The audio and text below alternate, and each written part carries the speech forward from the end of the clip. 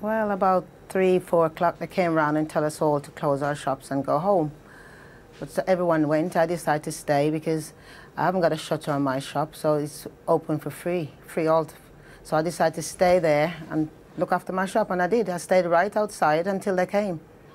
So you stood out front, yeah, and you could see, what, several hundred youths I just heard coming this your way?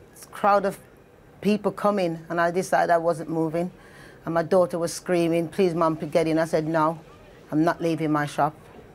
I stand on my feet all day, sometimes 9 till 7, to earn money, to pay the rent for that place and look after myself. And there was no way I was leaving there. So I stayed there.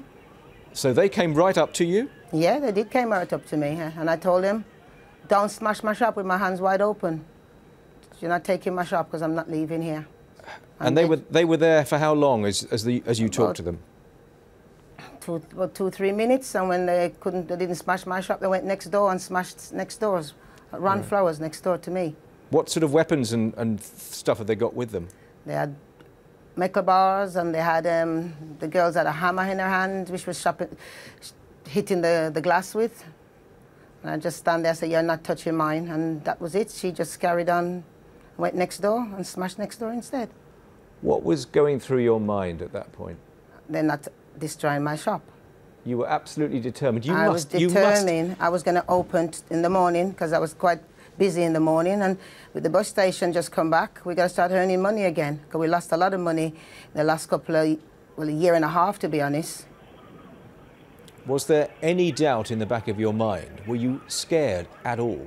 No, I didn't. I wasn't scared. I didn't think of anything but my shop.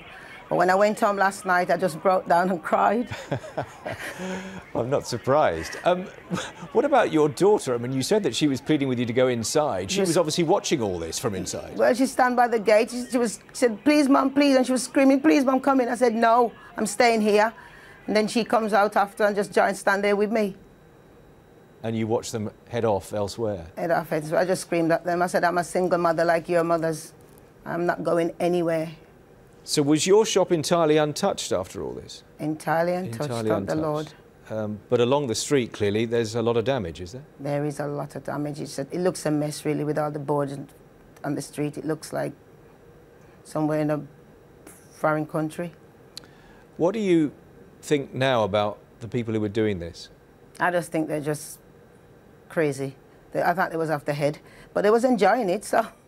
You know, but I just think you're not having fun and kicking my shop windows out. And where were the police when all this was happening? They were standing at the bus station. Is that some distance away? No, just down the bottom of the road. They was protecting the bus station. So they didn't come and help? Nobody moved. They just stand there looking. I think if they did attempt, I think there would have been more trouble, I think. Tell me what sort of reaction there's been to you today, maybe people coming into the shop, the stuff you've read in the newspaper. How have you dealt with all that? Oh my God, I just think, what have I done? But my shop's intact, and my customers turned up today to support me. So I made some money today, thank God. Right, so your customers will be coming for more haircuts than they were before? They're coming in for more. And a few extras as well. And the coffees, yeah, they will be back.